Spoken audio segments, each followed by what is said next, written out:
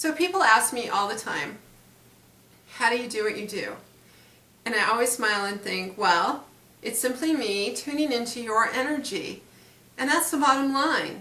And when I tune into your energy, not only do I get to play in your vibration, and you hand me your soul, and you hand me your emotional, spiritual, mental, and physical self in total trust, I get to walk into your energy, walk into the vibration and the essence of who you are, and I get to peek around and say, oh, this is what's going on with you. This is what I see, feel, hear, taste, smell, know about you.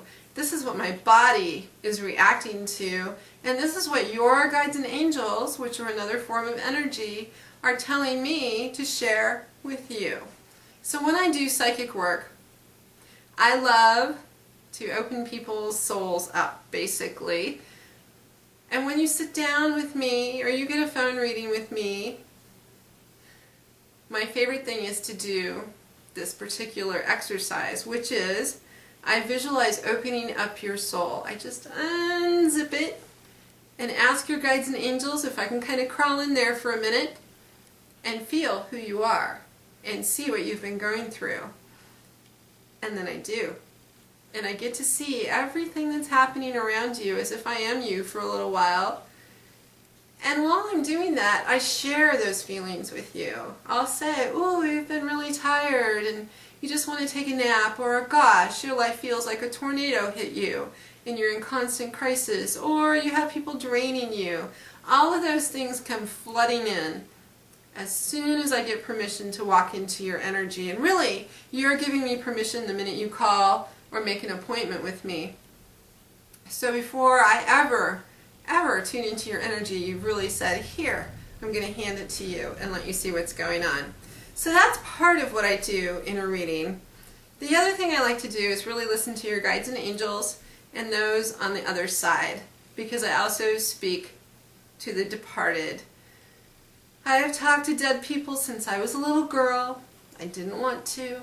I wanted to be a concert pianist. I wanted to be Elton John or Barry Manilow and get up there and play beautiful music and never, ever talk to a spirit. Never, ever see someone dead and give messages and know things that I didn't want to know. I didn't want to do any of that. I wanted to be a performer. So now, all these years later, I guess I am a performer to a certain extent, just in a different realm and without a piano. Now when I see the dead, now when they come and talk to me, it's not scary. It doesn't hurt me. It doesn't make me feel like I'm not doing something right, and it doesn't make me feel freaky. It's just a fact of who I am. And when they come to me, it's a lot like you coming to me, you the living. They come in very sweetly, very softly at first, and then their energy grows. So as soon as I start tuning into the other side during a reading, I feel a collection of people, or maybe just one, who comes in just like you would if you were sitting right here in my living room with me. And it's kind of like having a house guest for a little while. Either they're nice or they're not. They're good or they're bad. They have a heavy energy or a light energy. It doesn't matter. It's just like the way they were when they were here. If they were good here, they're even better on the other side. If they were not so good here, usually that doesn't change a whole lot. They still have those characteristics. So I feel those things immediately when the dead show up. The other thing that happens to me when I read the other side is I start to smell them. So if Aunt Vivian wore stinky Avon perfume, I get a big whiff of that, and we'll share that with you. If Uncle Marvin liked to talk really fast and multitask and was really hyper, I feel really hyper and I start to talk really fast and I want to multitask. I don't want to sit in my chair talking to you, the client. I want to get up and move around. If Uncle Bart was a smoker, I usually smell cigarette smoke and I feel the need for a cigarette. It's very interesting when I get smokers because they always want a cigarette. If Aunt Jill was a dancer, I usually see dancing in my head, or I hear the music that she liked to dance to sometimes.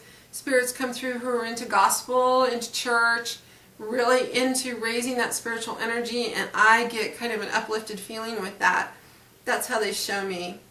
Other times when I feel babies who've passed over, I feel a very small little spirit come in the room, and I sometimes hear a very small voice, and I feel a very tiny energy around me, almost like little fairies dancing around my head, because babies have such innocent energy and they're all very light and sparkly. Other times I've had people come in who have either committed suicide or have been killed violently in an encounter with someone else. That doesn't always feel so good, because I will feel that pain. I'll feel their trauma, their anger, sometimes their fear. I'll feel kind of panicky, and I'll smell it, I'll see it, I'll feel it, I'll know it, I'll hear it.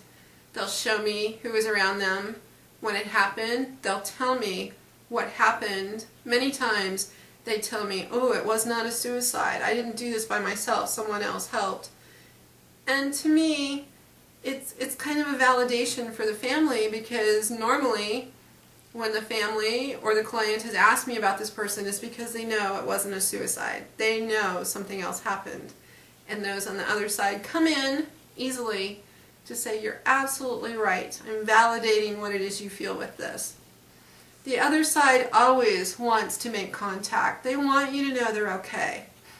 And I feel like it's a privilege and an honor for me to actually talk to the other side for my clients. So what do I go through when the reading is over with? Well, before it's done, I like to give my client or clients a hug. And when I give that hug, I usually zip up their soul and say, all right, angels and guides, thank you for letting me in there to see what's going on.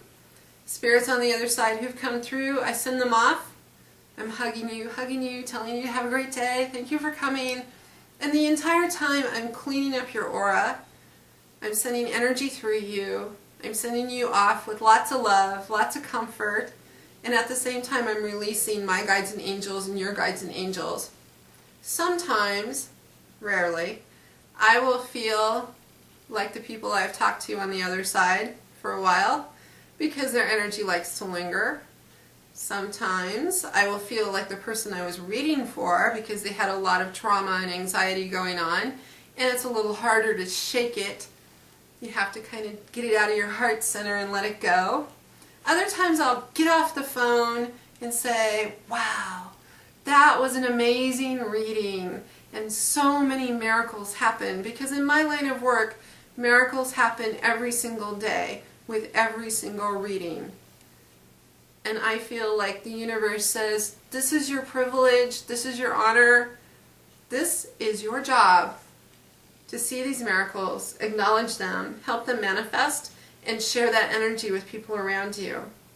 So that's what it's like to do my kind of work. Every day I get to see miracles. Every day I listen to painful things. Every day I get to talk to the other side and learn about people from the past, people who were loved. I get to be part of other people's families, even if it's just for a half an hour, I suddenly become a close family member. And then when it's over, I go off to being Ginger, go off to being that regular person who's just kind of out in the world thinking about what's going to be for dinner, what laundry I need to get done, and all the while I can feel those on the other side standing there going, get ready for the next one. Or I'll feel the next client that I have to talk to in an hour or two. Or I'll feel a little anxiety with that next client because they're excited to speak to me. And it goes on day after day. And I love it because it's my job.